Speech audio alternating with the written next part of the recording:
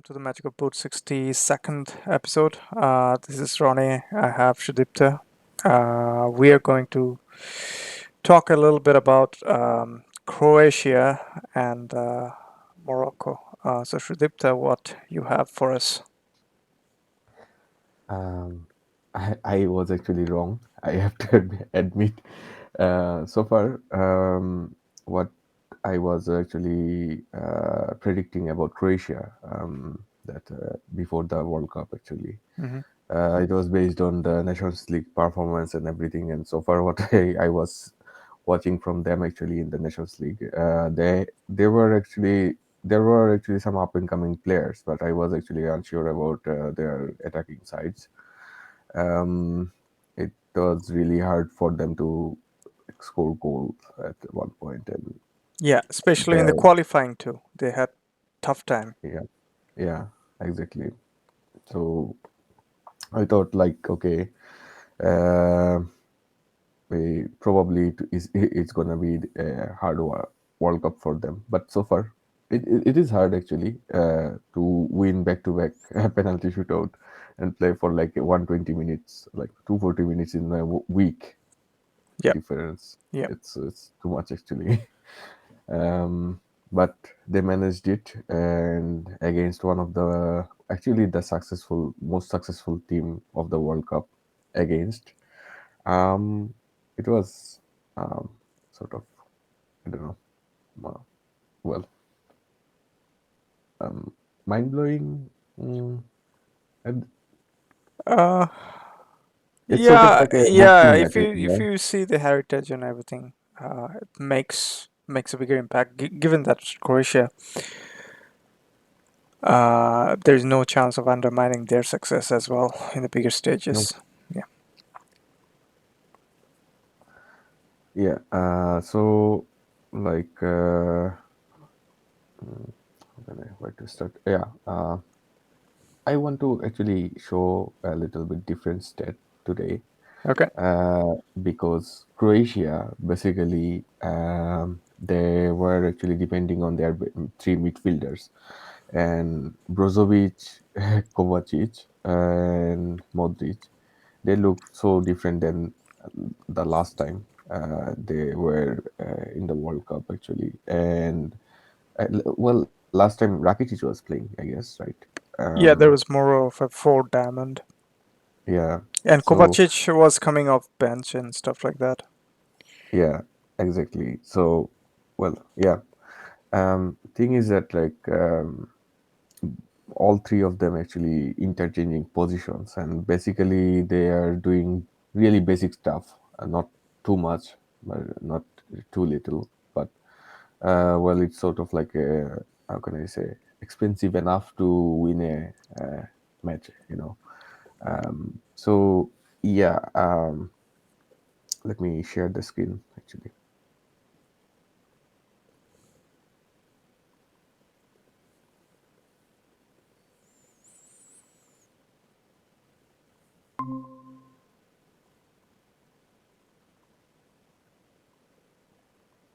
Can you see? Yes. Oh, okay. Yeah. So basically, this is their Hit heat maps map. for this Yeah. World Cup, or is it No, just not for last game? this World Cup. Just last games. I could not actually find the whole heat maps actually. I guess those are expensive a little bit, I guess. Yeah. Uh, But and it would be fairly not, similar, given that I have looked very. I missed one game probably of Croatia, I didn't yeah, see, but other than that, I've seen them pretty similar. yeah. I actually have seen like Belgium game, Canada for I guess like 45 minutes, and who which games has? Morocco, Oh yeah, I didn't see that. Morocco. Morocco was actually a fascinating one, but more or likely they followed this sort of patterns. Actually, uh, Modric tries to hang in into the to the right side of the how could I say right side of the pitch. Basically, his average position around like mid circle. Um, Kovacic, he is basically in the left side, more like an eight. Plays more. He plays more like an eight. Modric sometimes drops here and there, and they create sort of like an overloader. Yeah, Becomes sort of like a deep playing playmaker to push. he did that Uh, in Brazil game just because of Neymar. He normally plays a little upper side. He doesn't yeah, want to cover. exactly like Yeah, this sort of yeah. position actually. Uh, yeah, and they sort of were trying to create a lopsided formation, as we mentioned when we were talking about Brazil versus Croatia game, like preview. It was a little bit, the writer side was a little bit weaker for Brazil because of their fullbacks is like pushed up a little bit there. Sorry, tucked in, and there aren't anyone to cover him actually. So they create sort of like overload in this sort of area towards the right. And Brozovic is an interesting character actually.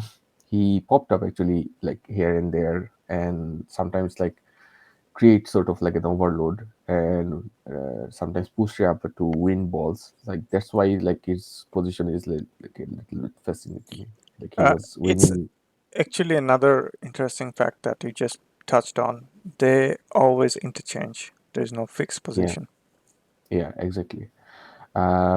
But so far, what I have seen from Luka Modric is actually passing pattern. So far this season, I got actually one. I could not actually find it before we started recording it. I was actually looking for it. There is this passing pattern actually, like where Modric more likely to pass the balls actually. Like he receives the balls there normally and try to pass this side, like towards the right. Like he has a tendency to pass towards Zuranovic, Zuranovic or Pasalic. Pasalic. Yeah, exactly. Sometimes he make those shifts, but more likely he is linking up in the right and try to push forward a little bit. And well, it so far it's understandable. Like as you can see, like they create sort of like a triangle, and lately actually Zuranovic is like really like getting faster, or I don't know, like Brazil was losing the ball I there think so many Brazil times. didn't get much ball over there. That's the other part. Because of the Yeah, pressing pattern, they forced um, Brazil to play the ball on the other side with Militao on mm, that right yeah, flank, and they yeah, just shut down Vinicius on that side because there was no supply. yeah, exactly. And they're not actually like pressing that much, because Perisic is not like he's Well, in no, mid no, no, 30s. no, no, no, no. They pressed the heck out of Brazil to play from the back. They're sort of like selectively pressing, like zonal pressing. Yeah, but They're not like going man I've to man. no, no, I've seen a pattern definitely against Canada, like Kramaric and Brozovic goes up and Yeah, starts triggering. Well, when the triggers starts to work around. And another fact about Kramaric, which is very interesting, he's more skillful than people think because he's more of yeah, a number 10. yeah.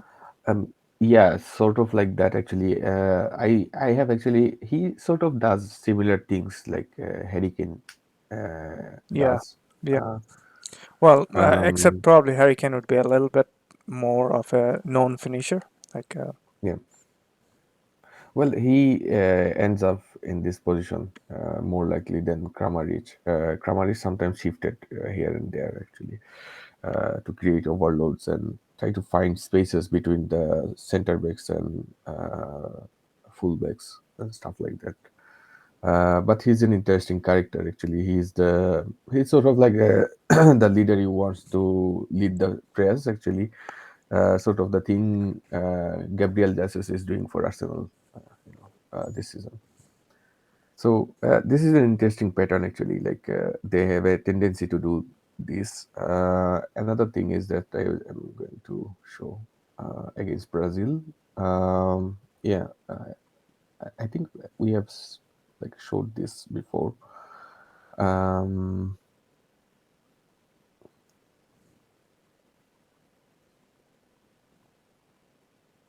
yeah, I was actually looking for the other two games, like against Japan and Belgium, especially. I could not find any statistics, so like I, have I had to watch the review. That's why like I could not do it yesterday again.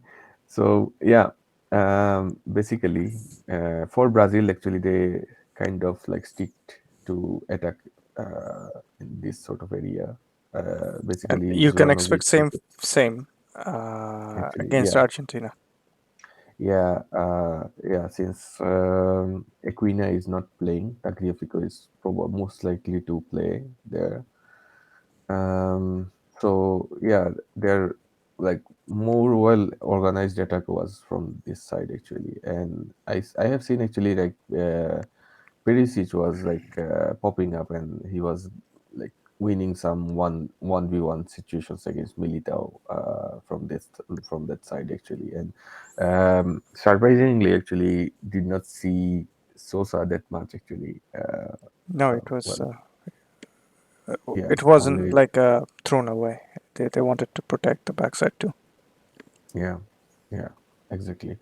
So similar thing I'm actually expecting so far from them. Another thing is that like touch map. Well, against Brazil, they could not actually. Well, Modric has a tendency to pass towards this side actually, so that makes more actually sense that they Especially in are the second going. half because he gets tired. Yeah, yeah, exactly. And sometimes he like shifts the balls towards these sort of areas actually to like explore the space between or before like behind the defensive line, I guess. And yeah, Kovac is actually a really good ball carrier. Sometimes he driven to this area, and sometimes he becomes like a winger to cover up Perisic, and Perisic becomes like a central midfielder to try to find a long range shot or something like that. Actually, he has a tendency to do that. So like that's another goal threat actually. Another is when they are playing with like what's his name, Libania or something. I forgot his name again. Meyer, Um, no, no, not Meyer. Uh,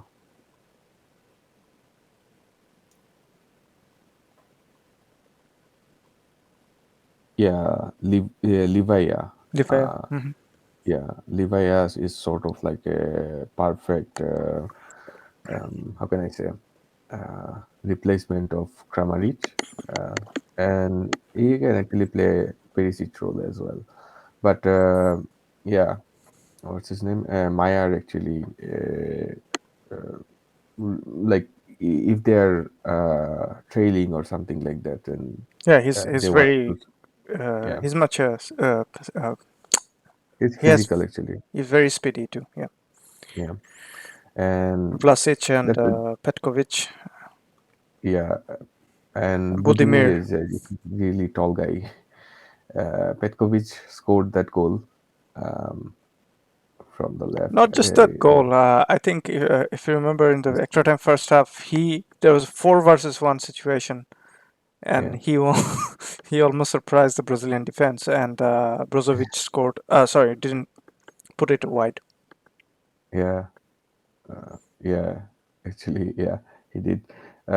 So there is this tendency for them actually to hurt. Like more likely, they will actually take this opportunity that Equina is missing. So, so let's see once again. It's their average position against Brazil. Um, yeah, as you can see, Budimir was there to Substitute. find, yeah, to find those header if they're going for. So does Meyer is was sort of like how can I say, running towards Inverted this winger. half, yeah, inverted winger, because already at the time they were actually like like trying to create sort of like make it a little bit packed in like in the middle. As we mentioned in our last video, that they led Brazil to shoot only from the sides actually, not from the middle. That's why their XG was like um, I guess like almost like Brazil's XG was like 2.35 or something, and their Croatia's was two sorry Brazil's was 2.35 and Croatia's was 2.15 or something like that actually. So it was really close, and most of the shoot they took actually they were actually taken in front of the goal. Um, yeah, there are only one goal. This is a mistake. Um, yeah, on target shot, uh, only three shot actually were from right in front, or actually four.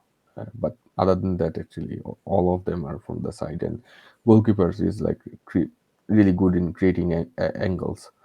And as you can see, Croatia's actually off-target shots more likely was from the front actually.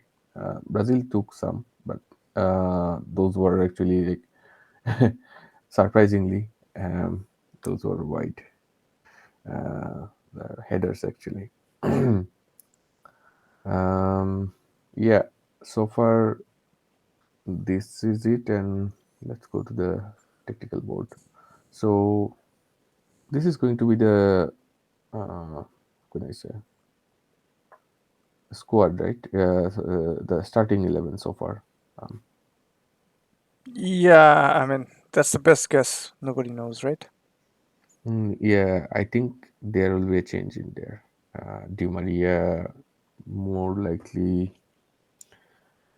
don't you think? If Di Maria is fit, I think he's going to start. Hmm. Yeah, but I'm thinking about like if they're making like what they did against Brazil, actually create this sort of position in the build-up. I think it will be a little different if Di Maria starts. They have to they have to come up with something specially on that social side. Yeah, Like and that's Perisic why. will help. Yeah, exactly. So I don't think the pace will help in this area actually. Like against Netherlands, it was working because Molina was coming up. He has a fairly enough space to beat actually Blind. Um, and the problem with that actually, the Sosa and Perisic both are actually fairly faster. Um, Another thing is that I'm actually thinking about Dybala or I some don't other think player. Dybala is starting or playing in this World Cup. So Um, yeah, but well, let's see. If Di Maria is playing, um, then hmm, then there will be a change in this sort of like a Copa America situation, probably like this. Argentina would like to win the battles in the midfield, but main problem will be on the left side actually. Um, so how to hurt? So how they are actually like Croatia is going to hurt Argentina most likely from this area actually. Sorry, yeah, most likely from this area actually. Modric would be hanging in there against McAllister. Um, that's not a yeah, bad player to guard against Modric. I think McAllister is yeah, a very McAllister. very hardworking player. Yeah, and also he can play as a double pivot or something like that actually. He can play everywhere. So yeah, basically everywhere. Um, So yeah, it's not a good bad thing, but actually, I'm actually thinking now Sosa and Perisic against like DePaul Molina. Yeah, it wouldn't be a would Well, be a good fight actually. Di Maria will be there on that flank. Yeah, yeah, exactly. So So I don't they'll think they'll try to they can. overload, find a way to numerical superiority in the different areas.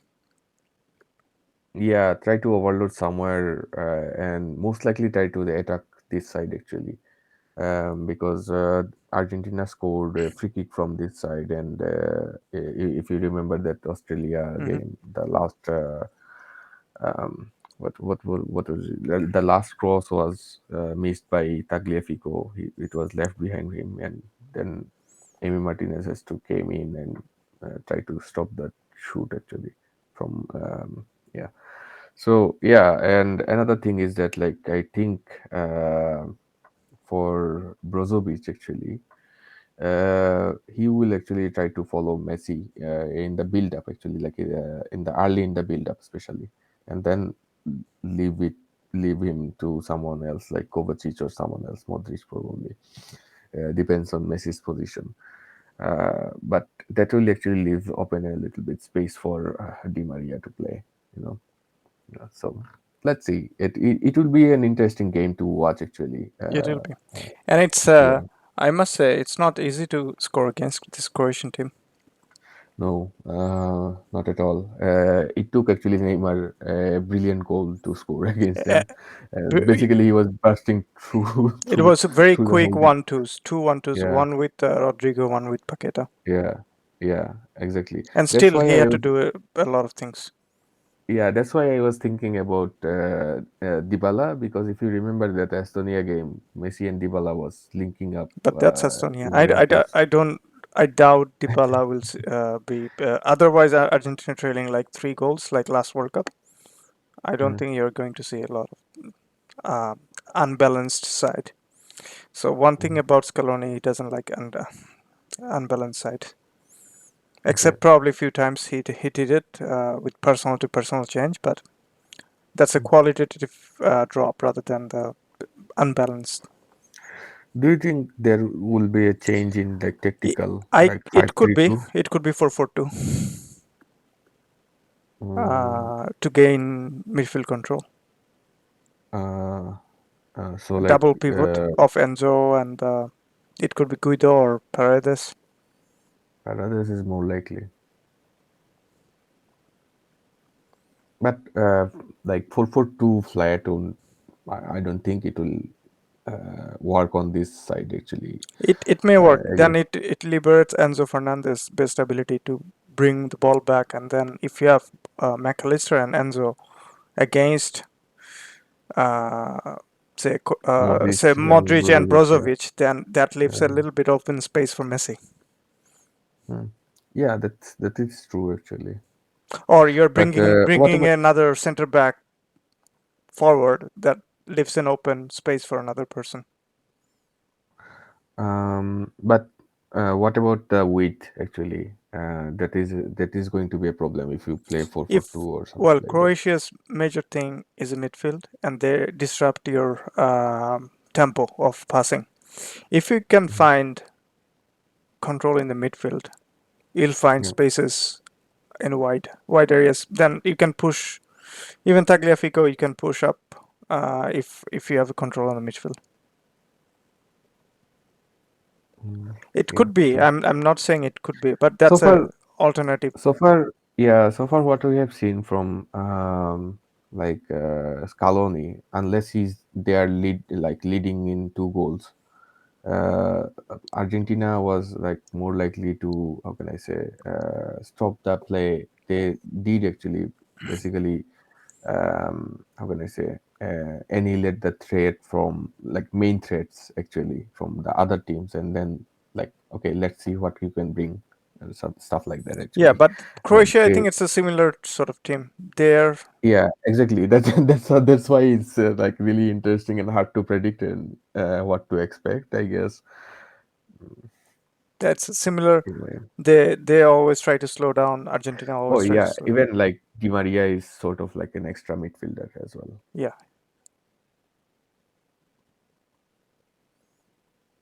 yeah. No, it Yeah, would be like interesting. But again, Croatia's strength is on the middle. yeah. Yeah, that actually bothered me a lot. Actually, like I could not actually make sort of like a clear prediction about those teams. But then, Like if what you is have happening. a 4v3 situation, then you almost always have, and then plus Messi, then you always have players to pass around, and that Yeah, brings the the center backs towards towards the midfield, and that may create gaps.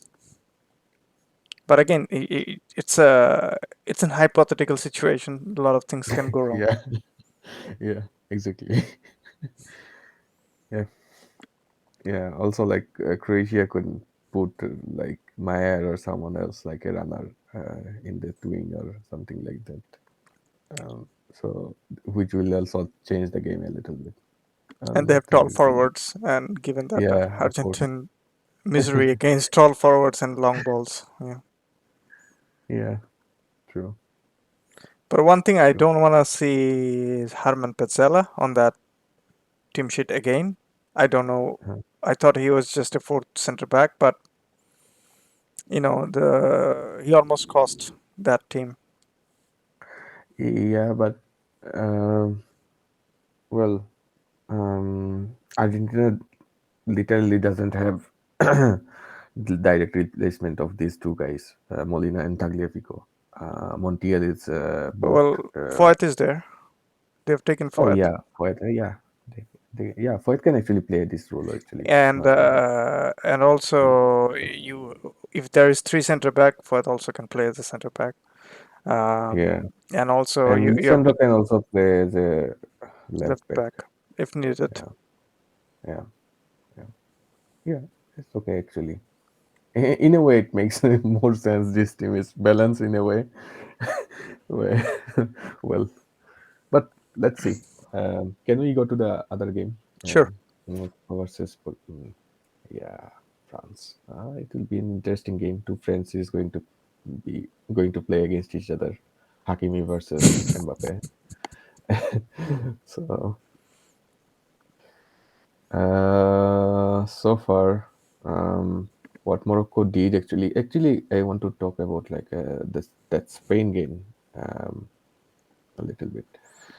What they did against Spain, like for first 70 minutes, basically, they they were actually charging Spain, um, as you can see. Um, yeah, Morocco was attacking, charging more likely towards the right, and I actually have seen that like their left winger actually she sometimes shifted position and create overload in the counter attack on that side actually, and he was actually able to like pick up some shots towards that actually. But what what is like really fascinating about this Morocco is that like um yeah, I let me can show you. I can talk about. I mean, we can definitely talk about this thing, but just being more realistic. This is semi-final already. 5 games been played, and a lot of team Yeah, plays with the same 11, and a lot of yeah, injuries too. So you'll see a lot more damage control, sort of, and not the same sort of game that we have already seen. But it gives us an indication. That's why we're going back to some of the games. yeah, yeah. Actually, that's why I was mentioning that Spain game actually. In So Spain game, if what you did looked at the Moroccan team, they were sitting more back. I mean, more deeper. no, it was in the second half, like the second Right. part of the second half. So like in the first half, as you can see, like the how can I say touches are like more evenly Distributed distributed. Yeah, and Spain was basically stuck in this area. They middle. were passing back and through, back and through, back and through from their from horizontally from one side to another side. And what happened actually, like whenever Moroccans get balls, they were actually like trying to overload these sort of areas. Basically, the space left by Balde or Jordi Alba, and they actually have seen probably enough that like when Balde or Jordi Alba is playing, they are more tend to attack and try to keep the weight actually, just to be by being there actually. And what Moroccans did actually, they closed down those sort of passing channels in this sort of area, and they were actually winning balls in this sort of like area between the um, big circle and the D box, because they are closing down the position. So what happened in Portugal is a little bit different game. Portugal's attacks are like a little bit sharper than Morocco. Well, except Santos doesn't know that actually. So basically, what happened in the first half to last, as you can see, there were few touches actually in this sort of area. Basically, the same thing, but what happened? There were like really quick counters, like 1, 2, 3 touches, and except like four or fifth touches, it was like just shoot or something like that, and they just recovered this position like really quickly. They weren't even like looking like if it's a goal or not or something like that. But they create some like really close chances, I would say. But what happened there is that like they are winning the balls actually in this sort of area a little bit more. And another thing is that like Portugal's center back are not good with ball as like Spanish center backs. So like when they are pushed up in this sort of zone, and I have seen like at least like 3 to 4 times in the whole 90 minutes. Pepe lost the balls in this sort of area, and the whole team went to the counters towards the right and sometimes towards the middle. And there were like a rush challenges in this sort of areas, and Moroccans are winning some uh, like free kicks there. So yeah, that is actually fascinating. And what you said before, like in the Spanish against the Spanish side, they were sort of like arranging the defense line in these sort of areas, Yeah, because I think in Portugal uh, game they just bring it a little up. yeah, and try to squeeze it down, and just so that like they could not actually run that much actually. I And if think it's like that a makes sense because yeah, if you see Pedri and Gavi and how Spain plays, it went yeah, more side to side and Busquets. yeah, But how yeah. Bernardo Silva and Bruno Fernandes is capable of on that midfield. Uh, yeah, whenever another thing is that for Morocco, whenever they're getting the balls in these sort of areas, actually, basically from this sort of area, crosses and started coming actually. So what they do normally, like they close down this sort of areas like around the boxes with players, like 1 or 2 players. And when Rafael Leo was coming, because he's like really good, probably the best right now in the 1v1 situations in Portugal. Um, so when he was brought in, actually, he was winning tackles and winning free kicks in this sort of areas and creating all sort of like problems. So and they got booked actually a few times because of his like unpredictable movement. But towards the whole games, actually, they try to close them down actually, and that actually changed a lot. And as we mentioned before, like over and over, like from that German research paper, that like if you are defending, you need to run more. And I don't know, like what would have happened if they have to run like 120 minutes, but they didn't have to, Yeah, and that's how they're here actually. And another thing, like let me show that average position. Yeah, it was like really deep. And against Spain, Um, yeah, as you can see, a little bit pushed up because except for Morata, none of them are actually pushing them back. So in the end, actually, it was a little bit cagey. But yeah, yeah, that is so far my take on both of the teams. Um, Morocco, congratulations so far. They they had a good run, but they still have actually. I'm not sure about how they can beat France. I think they can. Uh, Uh, although I'm a yeah, they little can little bit worried about their fitness. injury.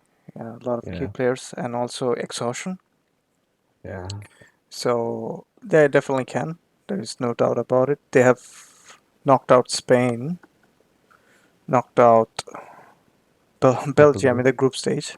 Yeah, yeah, Um, then they knocked out Portugal. These are world powers we're talking about in yeah. football, and I guess like top three of them are in the top. in the at least All in the three of European them are side. top three. And then France next, probably. Who knows? You can always dream big. Well, is it going to be? Are we getting a new champion or something like that? Because Croatia never Yeah, won, so that's Morocco. there's very good possibility. I think it's very. This World Cup has been nobody can predict anything, so it's been very Yeah, evenly distributed. So yeah, maybe who knows, right? yeah. Who knows so far? Yeah, I don't actually have any prediction or anything No, else I that could add. would be really silly if we do that. Yeah, Yeah, yeah, but yeah, thank you for prepping it and setting this up. Uh, we'll talk more about after the semifinals, I guess. yeah, We'll wrap it up. Thank you for viewing. If you're enjoying, please let us know through comments, like, share would be appreciable. Um, yeah, we'll see you again.